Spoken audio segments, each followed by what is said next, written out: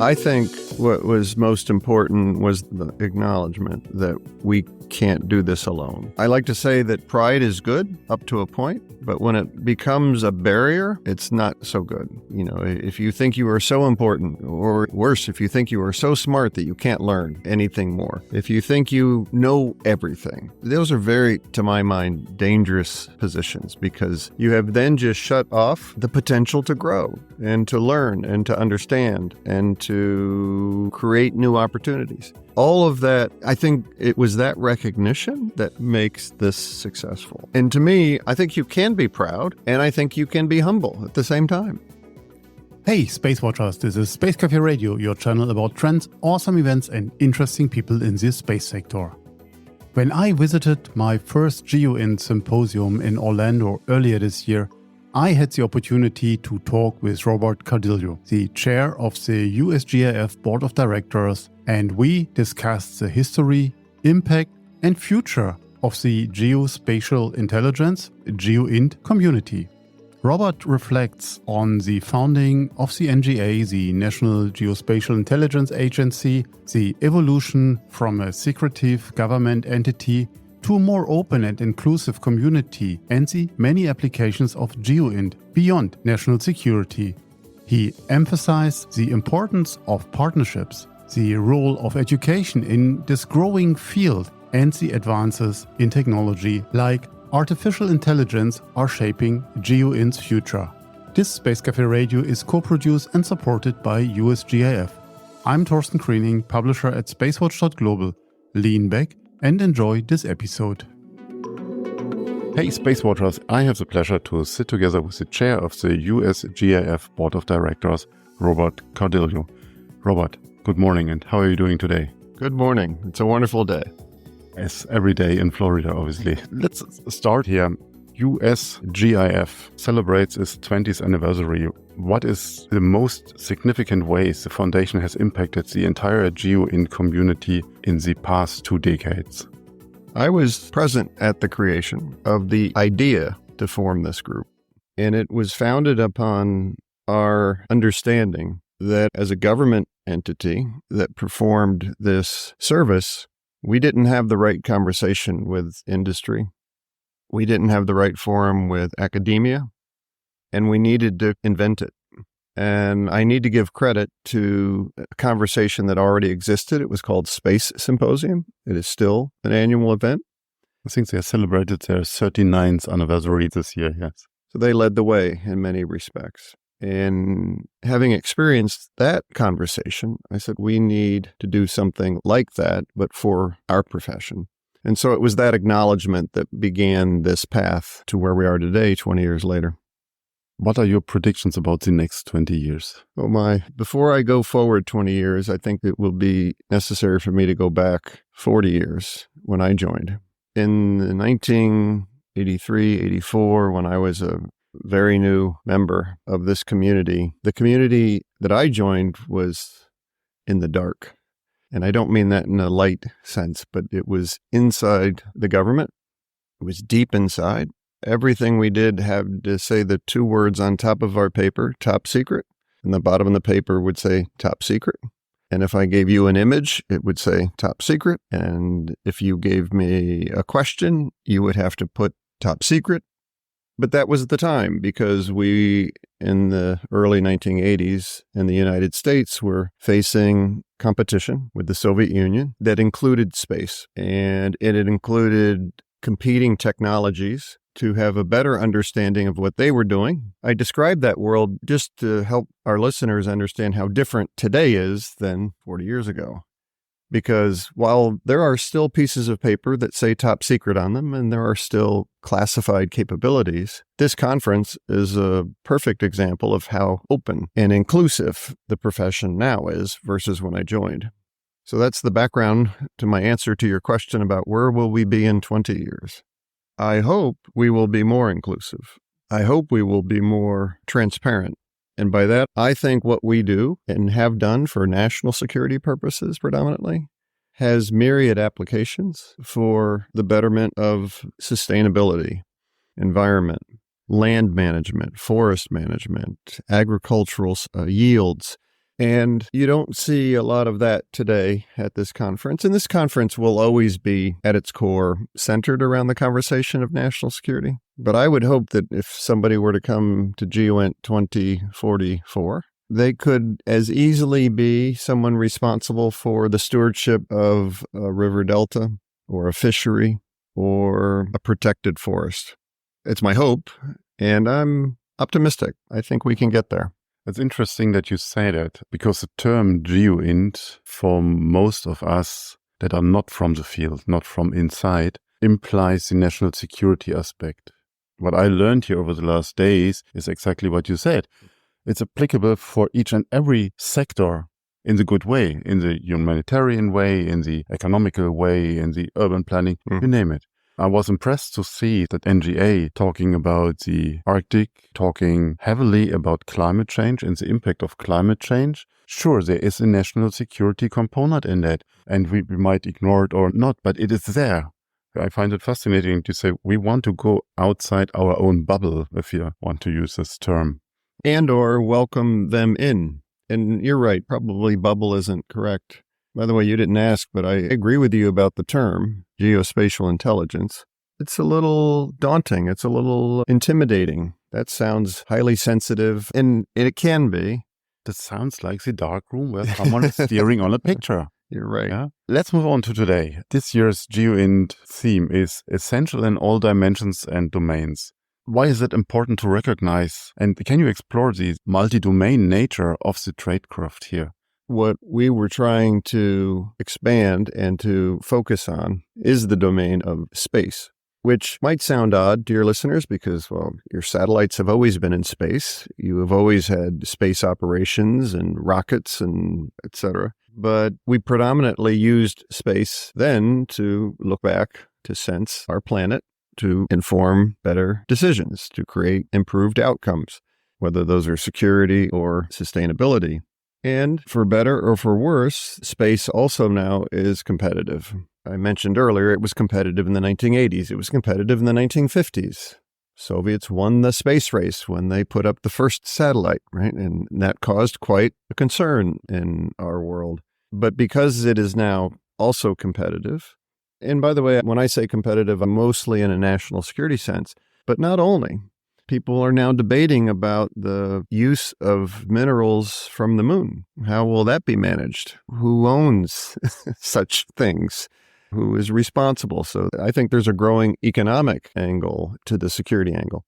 But back to your question, it means what it says. And as you and I have spoken about, it's hard to think of an aspect of life that can't benefit or doesn't benefit from locational information. I didn't say GEOINT this time. But as humans, I strongly believe that from the first time that one of our ancestors decided that this location, maybe it was a cave, maybe it was a tree, is mine for my use or my family's use, location information became critical because in order for us to live together socially and peacefully, there had to be some understanding of what's yours, what's mine, what's ours. 3 questions. And location information, GEOINT, is the underpinning of that understanding so that we can live together. And with some hope, we can be productive together. We could grow things together. We could own things together. We could share things together. But really, it is the new focus on information about space and not just from space. I personally find the term of location information or location data much more appealing. In this opening session, which was fantastic, I have to say, you used a few examples of GEOINT work that really were enlightening.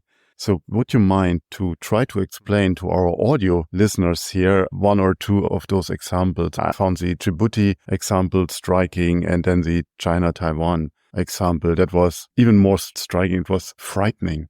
Yes, so I opened that celebration, if you will, of what the industry, what this profession can do to inform our decision makers about a 7-year summary of the development of China's first declared overseas military base, which is in the port of Djibouti in Eastern Africa. And I think there's a number of things that make that use case or that example come alive. And obviously, visually helps, but we'll do our best here to translate it into audio. For those who don't know, the eastern part of Africa, especially that part of northeastern Africa, is a pretty desolate place. Pretty barren, not a lot of rainfall, so not a lot of vegetation, certainly no forests, etc. And so if you could imagine the development of a deep water port that can handle, obviously, cargo and shipping and needed to be dredged in order to support both, you can imagine an industrialization and a buildup in a way that is quite striking given the context of that environment. And so China, either themselves or through their funding of construction contracts, deliberately and steadily built out a very expansive seaport. And look, what nation wouldn't want the ability to export and to import? And so there's nothing necessarily nefarious about building a port. The United States has built ports all over the world, as have other nations, and or cooperated to do so. What makes, to me, the case even more interesting, though, is what else is in Djibouti. And if you can imagine that large port very close by, within a few kilometers, is the headquarters of U.S. Africa Command. And it, too, sits on the edge of the northeastern portion of Africa. Now, your listeners shouldn't think of a vast military base in the sense that there are fighter jets and bombers and whatnot. It's the U.S. Africa Command is different than most of the U.S. military commands in the following way. It exists mainly as a partnership organization. So it focuses on training and education and partnerships with small-scale engagements. So it's not a very large base, but it's an important one for two reasons. One, that part of the world, you're right across the water from Yemen, which your listeners will know has always had a challenging history. Most recently, with their at least part of the country's alliance with Iran, the Houthis have been able to provide another access of engagement with the unfortunate events that are occurring in Israel and Gaza. And so it has an international dimension to it. If I may add one thing, you did not describe it, but it's something that our listeners are well aware of, is China is building in Djibouti a spaceport. And I think that this level of sensitivity adds to that. The other thing I would either inform or remind our listeners is about the important nexus of underwater cables that go into Djibouti. As I mentioned on Monday morning, I used the term SIGINT platform, Signals Intelligence Platform. And like most things in life, location is important. And so if you had interest, maybe listening or borrowing or interrupting such undersea communication, that port provides a great access point. And I go back to your last question, all dimensions and domains. We've talked about space. You mentioned the spaceport. Undersea is important too, especially when it comes to communications. Might you shed a light on this other example?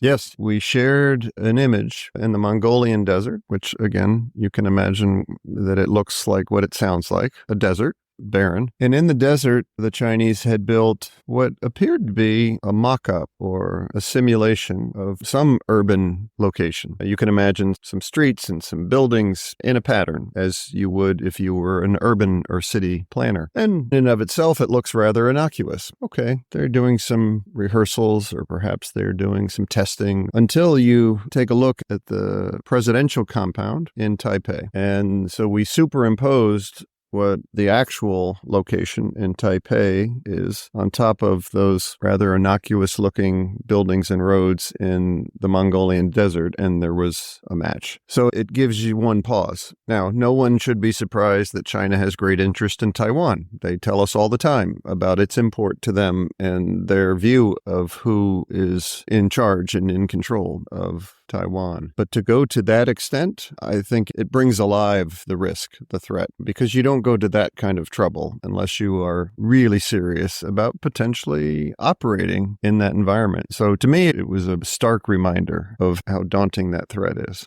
When I saw this example, I thought big respect to the people that connected the dots from this installation somewhere in the desert to, hey, that looks very much like this presidential compound. Great. Thank you very much for giving us that background here. Let's talk a bit about education, because I know that's very important for the foundation and also the next generation. USGIF recently released its GEOINT Essential Body of Knowledge, or EBK, just before this event. Could you tell us a bit more about this document and its significance to the GEOINT community? I think the document exists for the same reason that you and I are having this conversation, meaning we understand that sometimes even our terminology can be a little bit off-putting and daunting to people. Like, oh, I do not understand this profession. It uses words that might mean it's not for me or it's only for very particular specialists. And we wanted to put together a bit of a way to reduce those barriers between our profession and potential entrants, and to translate some of what might be some ways out of date, but in other ways terms and definitions that inhibit and keep people from even considering joining the profession. Again, as we're having this conversation to try to explain to the listeners what this profession is and how one could think of location information as a grounding component of it, the effort to put together the essential elements is to do the same. So the idea is to break down the profession into individual components of understanding and, in some cases, science, in some cases, applications. I think the most important thing is to partner. And as I said in my answer to the first question, the reason we hold this is to celebrate the partnerships, but also to find new partners. And I come to the conference, I run into people that said, I had no idea what you did. And I could not imagine that I could be part of this community. I just thought my work was too disconnected or not potentially supportive of. So again, I think that document is just another way to try to find avenues that people could decide or at least consider partnering with us. We're happy to put a link in the show notes to make it accessible for our listeners. And to be honest, I'm one of the first people you just described. I didn't have an idea. It's my first time here at GEOINT, and I'm very overwhelmed by the information that are provided here and the depths and the way from the technology to the mindset as well. USGIF recently expanded its presence in St. Louis in Missouri. How is USGIF ensuring a strong pipeline of GEOINT professionals for the future, and how does that connect to St. Louis? I will try to be succinct because this is a very big story. In many ways, it's a 200-year-old story, but don't be worried. I will shorten it. What I mean by that is your listeners may know that St. Louis has a storied history as a part of the United States, even before there was a United States. Originally, the Native Americans obviously were there first. And because of the confluence of the Mississippi River and the Missouri River, it was a center of trade. And our colleagues from France were the first European settlers in that part of our country that came up the river, what is now Louisiana, into Missouri. And from the beginning, St. Louis, because of its important trading location, became an important security location, right? Where there's trade, there's resources. Where there's resources, there's competition. Where there's competition, somebody has to protect. So that's 200 years ago. About 100 years ago, this is after the First World War, the U.S. began to move more and more of its production and industry to the west off of just the East Coast. St. Louis, as other middle American cities, became an important component of that. And eventually, St. Louis became the headquarters of the U.S. Mapping Agency. It was called the Defense Mapping Agency. And that's 50-some years ago. We've been talking about mapping without using that word for a few minutes here. But the nation decided we should have an imagery and mapping organization coming together. So we formed the National Imagery and Mapping Agency in 1996, which was the precursor to the National Geospatial Intelligence Agency, which was enacted into law some 8 years later. I say all that to say that the city had a history in that profession. NGA, the organization that I was privileged to lead as the 6th director, has almost 25% of its workforce located in St. Louis. So that's why we're there. And when I was director in 2016, I had the responsibility to to select our next headquarters location in St. Louis. Our Congress had appropriated the funds, and there was a study done to include environmental impact, but I selected a piece of land, almost 100 acres, in North St. Louis. It was a little bit controversial because it's unlikely your listeners will know, but the way St. Louis evolved, North St. Louis became the part of the town in which was predominantly for African Americans. The U.S. had and has a challenge with how we treat all of our citizens. And in the late 19th century, early 20th century, because of tension between our populations,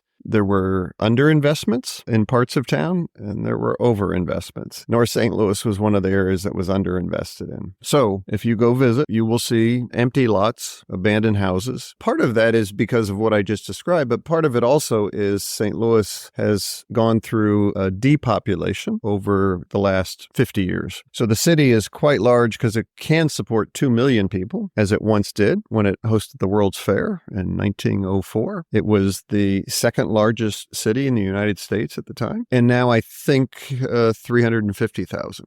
A dramatic drop. I give you all that background to say what excites me about St. Louis is how our investment in North St. Louis with this new headquarters building, which will be beautiful, which is beautiful. We haven't moved in just yet. But how can we connect with the neighborhood? How can we connect with the local students? How can we connect with universities, academic institutions in ways that can get to the objective we talked about at the beginning of the conversation, meaning a redefinition of geospatial intelligence, reimagination of the community that comes together to perform it. It is absolutely a work in progress, but I have very high hopes for what that construction and, more importantly, what evolution will mean for the partnership in that region. As we talked about earlier, GEOINT specialists, location information specialists, will be needed in the future in other areas as well, not just in the defense and security area. Do you have any advice to other organizations inside the US or especially outside on best ways to find the right people? What is the persona, or is the persona for GEOINT as profession existing? It's a great question. I don't know that I have a great answer, but I will try. I think what was most important was the acknowledgement that we can't do this alone. I like to say that pride is good up to a point, but when it becomes a barrier, it's not so good. You know, if you think you are so important, or worse, if you think you are so smart that you can't learn anything more, if you think you know everything, those are very, to my mind, dangerous positions, because you have then just shut off the potential to grow and to learn and to understand and to create new opportunities. All of that, I think it was that recognition that makes this successful. And to me, I think you can be proud and I think you can be humble at the same time. And I think those two things come together in a way. Monday morning, we're proud. We're showing off, right? We're celebrating what we can do. And then immediately we turn to the room and say, what can you bring? So I would just counsel anyone who is considering pursuing something like this is to find a way to find that balance between that confidence in what you do and what you bring, and the humility to understand that, oh my goodness, there are so many others that can help me. How best do I understand it? And then how best do I embrace it? And to me, that's the essence of the GEOINT Symposium.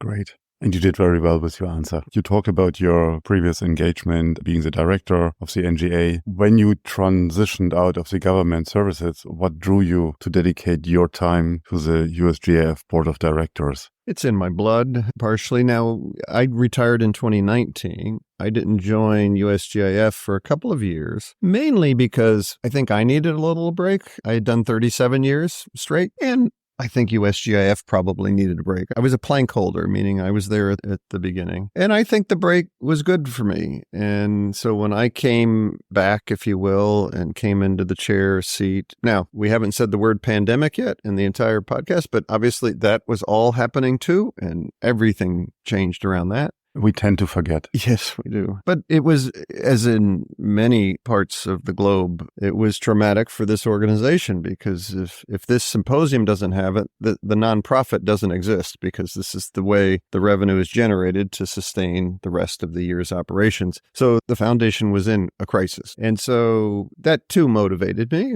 I thought I could help, not that I could change the pandemic or anything, but I thought I could help in ways of us making it through. And again, through the hard work and with some luck and obviously with some great medical advances that allowed us to create vaccines and treatment, we now have reconnected and come back into the symposium. I find this position to be a gift. The real work of the foundation is the team, led by Rhonda Schrank. And I think people will be surprised at how small that team is. It is very few people that create a very great outcome, and I'm privileged to be just a small part of that. It's now time to take out your crystal ball. How will GEOINT look in 10 years from now? I just mentioned that we've made it this far without saying pandemic. We've also made it this far without saying artificial intelligence, but now here we are. I am very excited about the advent of large language models. And look, I understand too that we need to be careful here and move with care. But the way that those models have at least set the potential to advance understanding and learning and communicating and sharing in ways that weren't possible before through language, I am quite excited about what that would mean for imagery and for geospatial components, video, which, by the way, we're starting to see now. Listeners can go find geospatially tuned models. I apologize for going back 40 years. I did my work on a legal pad with a pen and paper, looking at imagery on a light table because the film, because that's what it was, had been dropped from space in a capsule and caught in a parachute and processed in a lab. Many of our listeners won't know any of those things because the world has moved so far ahead. But that's just 40 years. And look where we are today in a world of more connectivity and much more, in my view, hopefully inclusiveness.